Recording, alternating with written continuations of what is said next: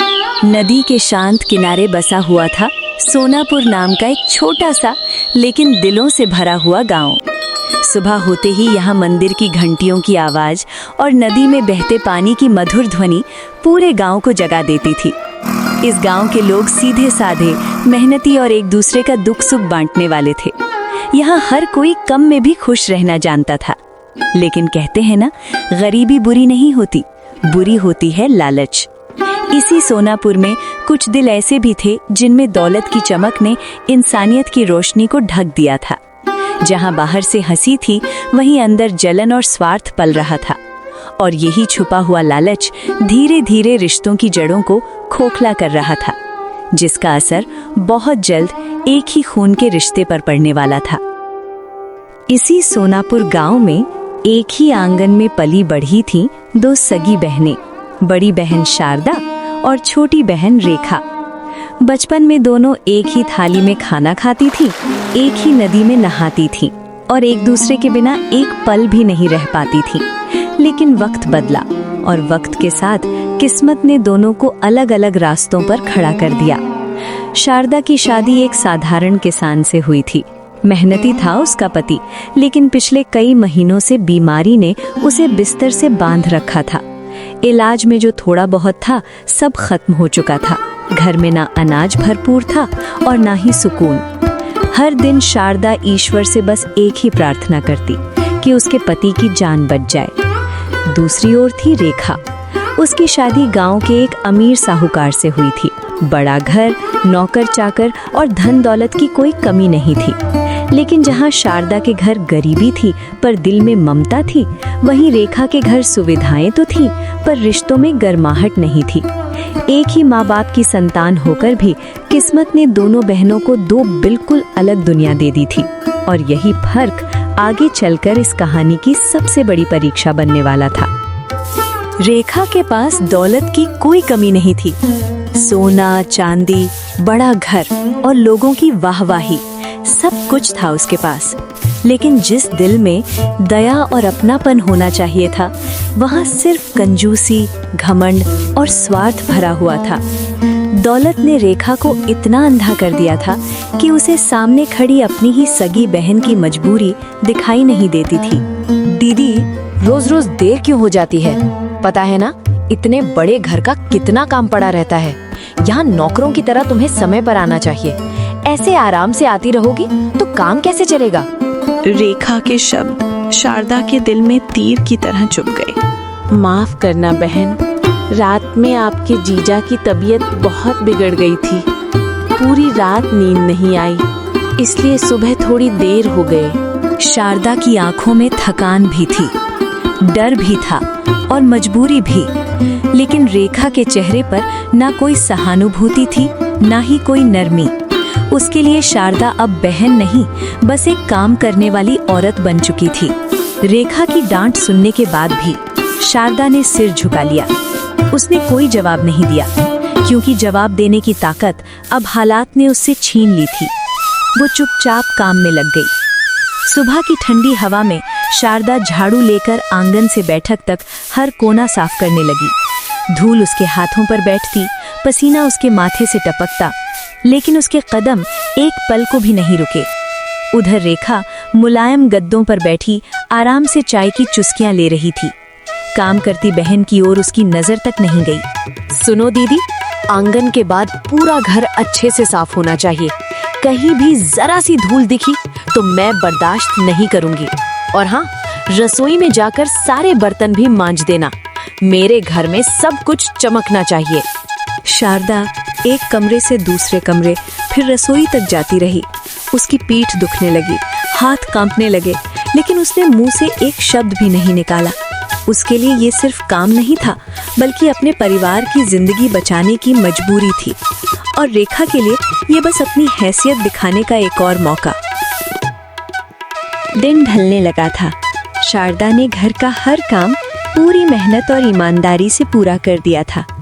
आंगन चमक रहा था, कमरे साफ सुथरे थे, रसोई के बर्तन शीशे की तरह चमक रहे थे। शारदा ने थके हुए कदमों से रेखा के सामने आकर धीरे से कहा, बहन, सारे काम हो गए हैं, अगर कुछ और करना हो तो बता देना। रेखा ने ऊपर से नीचे तक शारदा को देखा, जैसे वो उसकी बहन नहीं कोई नौकरानी हो। ठीक है, काम तो कर दिया है। और हाँ, जैसा तय हुआ था, ये लो। रेखा ने कोने में रखी एक छोटी थैली उठाई। उसमें थे टूटे फूटे अनाज के दाने, कंकड़ मिले हुए चावल और थोड़ी सी बासी चीजें। मेरे घर में ये सब कोई नहीं खाता, तुम्हारे घर चल जाएगा। गरीबों को ज्यादा नखरे नहीं करने चाहिए। शारदा के हाथ थैली पकड़ते हुए कांप गए। उसकी आंखें भर आईं, लेकिन उसने पलकों को झुका लिया। मेरे बच्चों के लिए ये भी किसी वरदान से कम नहीं। बिना कुछ कहे शारदा ने थैली उठाई और घर की ओर चल पड़ी। पीछे छूट गया एक बड़ा मकान और साथ ले गई दिल में चुभता हुआ एक और अपमान। सूरज ढल चुका था। शाम की ठंडी हवा सोनापुर की गलियों में धीरे धीरे बह रही थी। शारदा थके हुए कदमों से अपने टूटे फूटे घर की ओर बढ़ रही थी। हाथ में वही छोटी सी थैली थी जिसमें अपमान और मजबूरी दोनों भरे हुए थे। घर के बाहर मिट्टी की चौखट पर उसका बेटा गोलू घुटनों पर ठोड़ी टिकाए चुपचाप बैठा था। उसकी आंखें रास्ते की ओर टिकी थीं, जैसे हर आने जाने वाली परछाई में वो अपनी माँ को ढूंढ रहा हो। माँ, तुम आ गई, मैं कब से तुम्हारा इंतजार कर रहा था। शारदा के कदम वहीं ठिठक गए। उसने जबरदस्ती होंठों पर मुस्कान लाई। माँ, आज कुछ अच्छा खाने को लाई हो ना? मौसी के घर आज खूब खाना बनता है ना? शारदा का दिल जोर से धड़क उठा। उसकी आंखें भर आईं, लेकिन उसने आंसू पोंछ लिए। हाँ बेटा, माँ लाई है। वो जानती थी थैली में क्या है, लेकिन बेटे की उम्मीद तोड़ी नहीं जा सकती थी। गोलू खुशी से उछल पड़ा। उसकी मासूम आंखों में सपनों की चमक थी। माँ, आज पेट भर के खाऊंगा ना? शारदा ने बेटे को सीने से लगा लिया। उस पल उसका दिल रो रहा था, लेकिन माँ का आंचल अब भी मजबूत था, क्योंकि एक माँ अपना दर्द छुपा सकती है, लेकिन बच्चे की उम्मीद कभी नहीं तोड़ती। अगली सुबह सोनापुर के माहौल में कुछ अलग सी हलचल थी। रेखा के घर चारों ओर चहल पहल थी। दरवाजे पर रंग बिरंगी बंधनवारें लटक रही थीं। आंगन में पानी छिड़का जा रहा था और रसोई से घी, मसालों और मिठाइयों की खुशबू पूरे मोहल्ले में फैल रही थी। कारण साफ था, रेखा के पति के व्यापार में बहुत बड़ा लाभ हुआ था और इस खुशी में उसने गांव भर के लोगों के लिए भव्य पूजा और भोज का आयोजन रखा था। दीदी, आज बहुत काम है, मेहमानों की कोई कमी नहीं रहनी चाहिए। तुम सुबह सुबह आ जाना, समझी? शारदा ने बिना कुछ पूछे हाँ में सिर हिला दिया। घर से निकलते वक्त गोलू दरवाजे पर खड़ा था। माँ, आज मौसी के घर पूजा है ना? तुम मुझे भी ले चलोगी? शारदा एक पल के लिए रुक गई। उसके पास इस सवाल का कोई सच्चा जवाब नहीं था। नहीं बेटा, आज तेरे बाबूजी को अकेला नहीं छोड़ सकती, तू घर पर रहना। गोलू ने सिर हिला दिया, लेकिन उसकी आंखों में मिठाइयों के सपने तैर रहे थे। तुम माँ, मेरे लिए मिठाई ले आना। शारदा ने बेटे के सर पर हाथ फेरा, लेकिन दिल में एक चुभन सी उतर गई। उधर रेखा का घर किसी मेले से कम नहीं लग रहा था। हलवाई बुलाए गए थे। बड़े बड़े भगोनों में खीर, पूरी, कचौरी और तरह तरह की मिठाइयाँ बन रही थीं। और उसी घर में जहाँ खुशियाँ छलक रही थीं, शारदा एक बार फिर खामोशी से काम में जुटने वाली थी। पूजा पूरे विधि विधान से संपन्न हुई। मंत्रों की गूंज थम चुकी थी। अगरबत्तियों की खुशबू अब भी हवा में तैर रही थी। गांव के लोग पंक्तियों में बैठकर रेखा के घर का स्वादिष्ट भोजन बड़े चाव से खा रहे थे। हर किसी की जुबान पर खाने की तारीफ थी। खीर की मिठास, पूरी कचौरी की खुशबू और मिठाइयों की भरमार, मानो घर नहीं स्वर्ग उतर आया हो। थकी हुई शारदा दूर एक कोने में खड़ी सब देख रही थी।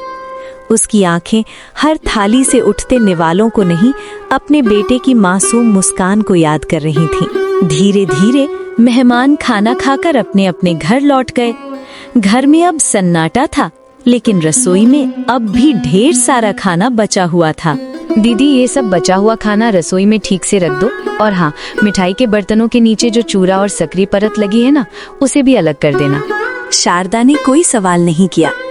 वो चुपचाप एक एक बर्तन उठाती गई। उसकी उंगलियां मिठाई की चिपचिपी परत से भर गईं। काम खत्म होने के बाद रेखा ने एक छोटी पोटली निकाली। लो दीदी, ये तुम्हारे लिए। टूटे फूटे मिठाई के टुकड़े हैं और थोड़ी सी चीनी। मेरे घर में ये कोई नहीं खाता, तुम्हारे बेटे के लिए यही काफी है। शारदा के कानों में ये शब्द जहर की तरह घुल गए। उसकी आंखों से आंसू बहने को थे, लेकिन उसने आंखें झुका ली। शायद मेरे बच्चे की किस्मत में यही लिखा है। बिना कुछ कहे शारदा ने पोटली उठाई और घर की ओर चल पड़ी। पीछे छूट गया उजाले से भरा घर, और आगे था अंधेरे रास्ते पर टूटता हुआ एक माँ का दिल। अंधेरा धीरे धीरे सोनापुर की पगडंडियों पर उतरने लगा था। पेड़ों के साए और भी गहरे हो चले थे। रोती हुई शारदा पोटली को सीने से लगाए जंगल के रास्ते से गुजर रही थी। हर कदम के साथ उसका दिल और भारी होता जा रहा था। तभी उसकी नजर एक पुराने जर्जर से महादेव मंदिर पर पड़ी। गांव की मान्यता थी, इस मंदिर में भगवान भोलेनाथ सच्चे दिल से पुकारने वाले को कभी खाली हाथ नहीं लौटाते।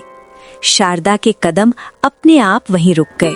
वो कांपते हाथों से मंदिर के आंगन में बैठ गई। आंसू लगातार बह रहे थे। हे भोलेनाथ, अब मुझसे और सहा नहीं जाता। रोज अपमान, रोज तिरस्कार, और बदले में बस ये टूटे हुए टुकड़े। मेरे बच्चे की आंखों में उम्मीद देखी नहीं जाती और पूरी भी नहीं कर पाती। अगर मेरी तकदीर में बस दुख ही लिखा है तो मुझे यहीं अपने चरणों में शरण दे दीजिए। मंदिर में सन्नाटा छा गया। दिए की लौ अचानक तेज हो उठी। शारदा उठकर घर की ओर बढ़ी। उसने पीछे मुड़कर एक बार भी नहीं देखा। जब वो घर पहुंची तो गोलू दरवाजे पर उसी तरह बैठा था, उम्मीद से भरी आंखों के साथ। माँ, तुम आ गई? मिठाई लाई हो ना? शारदा के हाथ कांप रहे थे। उसने धीरे धीरे पोटली खोली और उसी पल एक चमत्कार हुआ। जहाँ थोड़ी सी चीनी और टूटे टुकड़े होने चाहिए थे, वहाँ लड्डू, पेड़े, जलेबी, कचौड़ियाँ और पकवान चमक रहे थे। माँ, इतनी सारी मिठाइयाँ! शारदा की आंखें फटी की फटी रह गईं। हे प्रभु, ये कैसे हो सकता है? जैसे ही वो घर के अंदर गई, उसके पैरों तले जमीन खिसक गई। झोपड़ी अब उजले मजबूत घर में बदल चुकी थी। बीमार पति अपने पैरों पर खड़ा था। शारदा, मैं ठीक हूँ, मुझे अब कोई दर्द नहीं। वो समझ गई थी, ये कोई जादू नहीं, ये था सब्र का इनाम और ईश्वर की कृपा। जिसने अपमान सहा, उसे वरदान मिला, और जिसने लालच किया, उसकी परीक्षा अब शुरू होने वाली थी। 3 दिन बीत चुके थे, लेकिन शारदा रेखा के घर काम पर नजर नहीं आई। ना झाड़ू पोछा, ना बर्तन, ना रसोई की खनक। रेखा को ये बात खटकने लगी। 3 दिन हो गए, दीदी काम पर क्यों नहीं आई? कहीं बीमार तो नहीं पड़ गई, या फिर कुछ छुपा रही है? रेखा का मन शांत नहीं हो पा रहा था। उसके दिल में चिंता नहीं, बल्कि शंका और जलन उभरने लगी थी। उसने अपने नौकर को आवाज दी। अरे सुनो, अभी इसी वक्त शारदा के घर जाकर देखो, पता लगाओ वो क्या कर रही है। नौकर तेज कदमों से शारदा के घर की ओर बढ़ा, लेकिन जैसे ही वो गली के मोड़ पर पहुंचा, उसके कदम अपने आप रुक गए। जहां कभी टूटी फूटी झोपड़ी थी, आज वहां एक सुंदर मजबूत घर खड़ा था। आंगन में साफ सुथरी रंगोली, दरवाजे पर दिए जल रहे थे। नौकर ने चुपके से अंदर झांका। शारदा साफ कपड़ों में अपने बेटे के साथ हंस रही थी। उसका पति पूरी तरह स्वस्थ खेत जाने की तैयारी कर रहा था। हे भगवान, ये क्या चमत्कार है! कुछ दिन पहले तक तो ये लोग भूखे रहते थे। नौकर दौड़ता हुआ रेखा के पास पहुंचा। मालकिन, आपकी बड़ी बहन अब बहुत अमीर हो गई हैं। नया घर, स्वस्थ पति और ढेर सारी खुशियाँ। रेखा के हाथ से पानी का गिलास छूट गया। क्या? ये कैसे हो सकता है? मैं तो उसे बस टूटे फूटे टुकड़े देती थी। अब रेखा के दिल में एक ही आग जल रही थी, ईर्ष्या। नहीं, वो मुझसे आगे नहीं बढ़ सकती। ये रहस्य मुझे जानना ही होगा। और उसी क्षण उसने तय कर लिया, अब वो इस चमत्कार के पीछे की सच्चाई खुद जाकर शारदा से पूछेगी। शाम ढल चुकी थी। रेखा मन में जलन, घबराहट और लालच लिए हुए शारदा के घर की ओर बढ़ी। जैसे जैसे वो आगे बढ़ती गई, वैसे वैसे उसकी आंखें हैरानी से फैलती चली गई। जहाँ कभी टूटी हुई दीवारें थीं, आज वहाँ मजबूत और सुंदर घर खड़ा था। दरवाजे पर दिए जल रहे थे, आंगन में साफ सुथरी रंगोली बनी थी। रेखा के दिल में ईर्ष्या की आग और तेज हो गई। अरे दीदी, तुम काम पर नहीं आ रही थी तो मुझे बहुत चिंता हो गई। सोचा खुद आकर देख लूं कि सब ठीक तो है ना। शारदा ने मुस्कुराकर उसे अंदर बुलाया। आओ रेखा, ईश्वर की कृपा से अब सब ठीक है। रेखा की नजर घर के हर कोने पर थी। नए बर्तन, अच्छे कपड़े और सुख शांति। उससे रहा नहीं गया। दीदी, सच सच बताओ, ये सब कैसे हुआ? तुम इतनी अमीर कैसे बन गई? शारदा ने गहरी सांस ली। उसकी आंखों में दर्द की परछाई अब भी मौजूद थी। रेखा, जिस दिन तुमने मुझे मिठाई का चूरा और थोड़ी सी चीनी दी थी ना, मैं वही लेकर घर लौट रही थी। रास्ते में महादेव के मंदिर में रुकी और पहली बार दिल खोलकर अपना दुख ईश्वर से कह दिया। शारदा ने मंदिर की प्रार्थना, पोटली का चमत्कार और पति के ठीक होने की पूरी बात रेखा को सुना दी। रेखा चुप थी, लेकिन उसके मन में पछतावा नहीं बल्कि लालच उफान मार रहा था। अगर ऐसा चमत्कार इसके साथ हो सकता है तो मेरे साथ क्यों नहीं? शारदा ने रेखा का हाथ पकड़ा। रेखा, जो मिला है वो मेरे सब्र का फल है। लालच मत करना बहन, ईश्वर सब देखता है। लेकिन रेखा ये बात सुनने के लिए तैयार नहीं थी। उसने मन ही मन एक खतरनाक फैसला ले लिया था। अब वो भी वही करेगी जो शारदा ने किया था, लेकिन सच्चे दिल से नहीं, लालच से। उस रात रेखा की आंखों में नींद नहीं, जलन तैर रही थी। हर बार जब वो आंखें बंद करती, उसे शारदा का नया घर, स्वस्थ पति और खुशहाल चेहरा दिखाई देता। रेखा बार बार पलंग पर करवटें बदलती रही। कभी गुस्से से मुट्ठियां भींच लेती, कभी दांत पीसती। अगर दीदी को एक पोटली से इतना सब मिल सकता है तो मुझे सब कुछ क्यों नहीं? सुबह होते ही रेखा ने कठोर फैसला कर लिया। उसने अलमारी खोली, रेशमी साड़ियाँ, सोने की चूड़ियाँ, हार एक एक करके संदूक में बंद कर दिए। अब मैं भी गरीब दिखूंगी, वैसी ही जैसी दीदी थी। लेकिन ये गरीबी नहीं थी, ये था नाटक। रेखा ने नौकरों को बिना वजह डांटा और सबको छुट्टी पर भेज दिया। रसोई में जाकर उसने जानबूझकर अच्छा खाना कचरे में फेंक दिया। जिस अन्न को किसान पसीने से उगाता है, उसे रेखा अपने लालच में अपवित्र कर रही थी। इसके बाद रेखा ने एक छोटी सी पोटली बनाई, लेकिन उसमें मिठास नहीं, आस्था नहीं, सिर्फ पत्थर, राख और छल था। महादेव को अगर पोटली से चमत्कार करना आता है तो मेरी पोटली भी खाली नहीं जाएगी।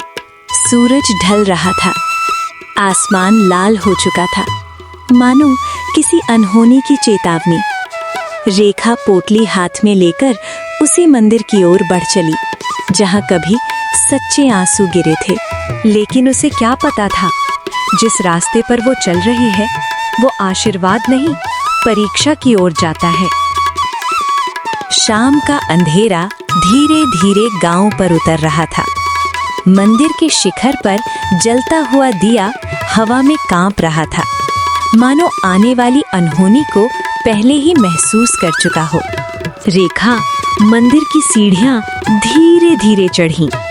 हर कदम पर उसके चेहरे पर दुख नहीं, डर और लालच साफ झलक रहा था। उसके हाथ में वही पोटली थी जिसमें आस्था नहीं, सिर्फ छल छुपा था। मंदिर के भीतर घंटियां बज रही थीं। धुएं की लकीरें अगरबत्तियों से उठकर छत से टकरा रही थीं। रेखा ने चारों ओर देखा, कोई नहीं था। आज कोई नहीं देख रहा, अब जो होगा सिर्फ मेरा होगा। रेखा मूर्ति के सामने जमीन पर बैठ गई। उसने अपने आंचल से आंखें पोंछी और जोर जोर से रोने लगी। हे महादेव, मैं बहुत दुखी हूँ प्रभु, मेरे पास कुछ भी नहीं बचा। मेरी बहन मुझसे आगे निकल गई और मैं सब कुछ खो चुकी हूँ। लेकिन उसकी आवाज में टूटन नहीं थी, उसके आंसुओं में सच नहीं था। रेखा ने पोटली को मूर्ति के चरणों में रखा और सिर झुका लिया। दीदी को अगर इससे सब मिला तो मुझे उससे ज्यादा मिलेगा। तभी मंदिर की हवा अचानक तेज हो गई। घंटियां अपने आप तेज बजने लगीं। दिए की लौ लंबी होकर फिर कांपने लगी। रेखा का शरीर कांप उठा। उसने सिर उठाकर मूर्ति की ओर देखा। उसे ऐसा लगा जैसे भगवान की आंखें उसे देख रही हों, सीधे उसके दिल के अंदर। ईश्वर आंसू नहीं, नियत देखता है। रेखा ने घबराकर आंखें बंद कर लीं। उसकी सांसें तेज हो गईं। प्रभु, मैंने कुछ गलत तो नहीं किया ना? लेकिन जवाब खामोशी में छुपा था।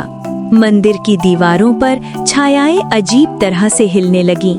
ये आशीर्वाद का स्थान था, लेकिन रेखा के लिए ये बन चुका था परीक्षा का दरबार। मंदिर में अचानक सब कुछ थम सा गया। घंटियों की आवाज एक झटके में खामोश हो गई। हवा रुक गई। दिए की लौ सीधी खड़ी हो गई, जैसे समय थोड़ी देर के लिए रुक गया हो। रेखा की सांसें तेज हो गईं। उसका शरीर कांपने लगा। वो उठना चाहती थी, लेकिन उसके पैर जमीन से चिपक गए। तभी मंदिर के भीतर एक भारी गूंजती हुई आवाज फैली। रेखा, कौन है? कौन है? मैं हूँ तेरे कर्मों का साक्षी। मूर्ति के पीछे रोशनी की एक तेज किरण फूटी। मंदिर की दीवारें कांपने लगीं। तूने गरीबी का नाटक किया, भूख का अपमान किया और अपनी ही बहन के दुख को सीढ़ी बनाना चाहा। रेखा जमीन पर गिर पड़ी।